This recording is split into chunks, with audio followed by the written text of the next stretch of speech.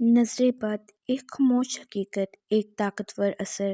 میری اسلامی بہنوں، آج ہم ایک ایسے موضوع پر گفتگو کرنے جا رہے ہیں جو دکھائی نہیں دیتا مگر سینوں میں بھاری پن بن کر بیٹھ جاتا ہے، جو آواز نہیں کرتا مگر بندے کی زندگی کی راہ روک دیتا ہے، جو ہاتھ نہیں لگاتا مگر دل کو ہلا کر رکھ دیتا ہے، اور وہ ہے نظر بد۔ یہ حقیقت ہے کہ انسان کے نظر بھی ایک اثر ہے، ایک طاقت ہے۔ ہمارے پیارے نبی صلی اللہ علیہ وسلم نے فرمایا، العین حق، یعنی نظر لگ جانا سچ ہے۔ زندگی میں کبھی ایسا ہوتا ہے کہ انسان بہت خوش ہوتا ہے، ہر چیز ٹھیک جا رہی ہوتی ہے، دل مطمئن ہوتا ہے، رزق کھلا ہوتا ہے، گھر میں سکون ہوتا ہے، مگر اچانک سب کچھ بدل جاتا ہے۔ وہ شخص جو ہمیشہ ہنستا مسکراتا تھا بغیر کسی وجہ کے ٹوٹنے لگتا ہے۔ گھر جس میں برکت تھی وہاں بے سکونی چھا جاتی ہے، برکت جو برس رہی تھی رک جاتی ہے۔ لوگ حیران ہوتے ہیں کہ یہ کیا ہو گیا، مگر حقیقت میں اکثر یہ نظر بد کا اثر ہوتا ہے۔ نظر بد ہمیشہ کسی دشمن کی نہیں لگتی، کبھی کبھی وہ انہی کی نظر سے لگ جاتی ہے جو ہمیں چاہتے بھی ہیں مگر رشک اور حیرت میں بس ماشاءاللہ کہنا بھول جاتے ہیں۔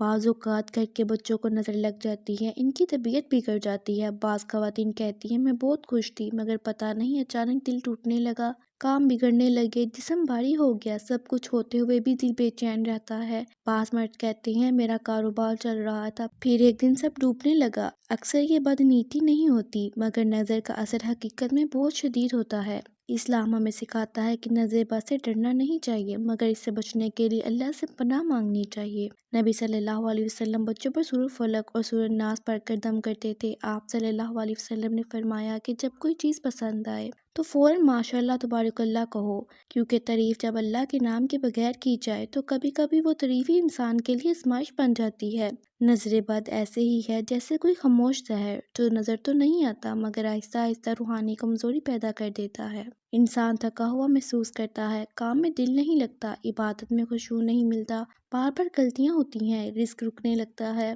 بے چینی بڑھ جاتی ہے، مگر جیسے ہی بندہ قرآن کی پناہ میں آتا ہے سب کچھ بدلنے لگتا ہے، کیونکہ شیطانی اثرات، حسد اور نظر کی تکلیف قرآن کے نور کے آگے ٹک نہیں سکتے۔ اگر آپ محسوس کرتے ہیں کہ آپ کی زندگی میں اچانک مسائل بڑھ گئے ہیں، بغیر وجہ کے رکاوٹیں آنے لگی ہیں، بیماریاں بڑھ گئی ہیں، یا آپ کا دل ہر وقت بھاری رہنے لگا ہے، تو پہلا کام اللہ کے کلام سے علاج ہے۔ روزانہ صبح شام سورۃ فلق اور سورۃ ناس، سورۃ اخلاص اور آیت الکرسی پڑھیں، اپنے گھر والوں پر دم کریں، اپنے بچوں کو صبح شام اللہ کی حفاظت میں دیں۔ یاد رکھیں جسے اللہ بچا دے اسے کوئی نقصان نہیں دے سکتا، اور جسے اللہ چھوڑ دے اسے دنیا کی کوئی طاقت بچا نہیں سکتی۔ اپنی خوشیوں کی حفاظت کریں، اپنی نعمتوں پر ہمیشہ الحمدللہ اور ماشاءاللہ کہیں، دوسروں کی نعمت دیکھ کر حسد نہ کریں بلکہ دعا دیں، کیونکہ ہمیں نہیں معلوم کہ ہماری ایک نظر، ایک خیال، ایک رشک کسی کی پوری زندگی کے لیے آزمائش بن جائے۔